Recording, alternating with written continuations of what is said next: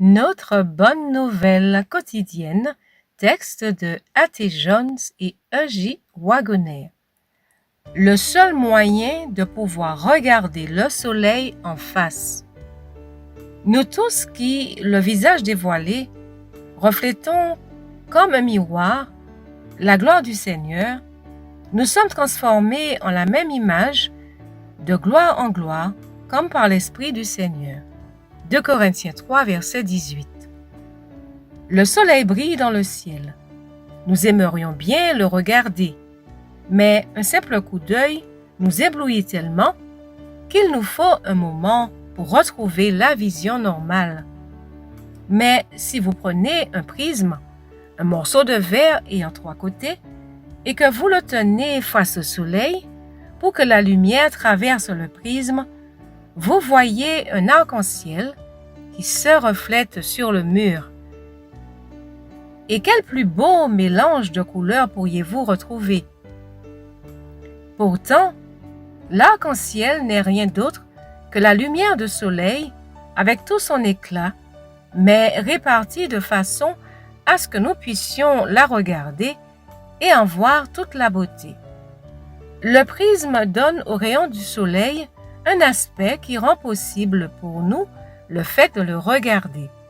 Mais si nous essayons de regarder le soleil face à face, nous n'arriverons pas à le voir. Or, Dieu est beaucoup plus lumineux que le soleil. Qu'est-ce que sa gloire, sans pareille, ferait à nos yeux de mortels et de pécheurs? Elle nous consumerait.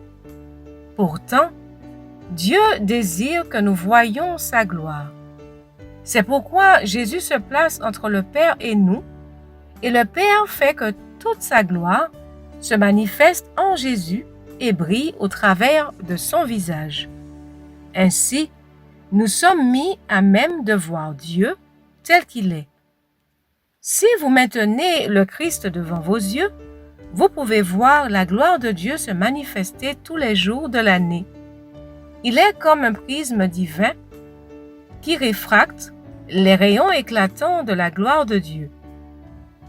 Vous-même êtes ainsi exposés à la lumière de Dieu pour que ces rayons réfractés retombent sur vous et s'y reflètent. Ainsi, non seulement vous, mais d'autres personnes verront constamment la gloire de Dieu. Vous permettez-vous de rester là, ouvert aux rayons réfractés de la gloire de Dieu qui brille au travers de ce prisme béni?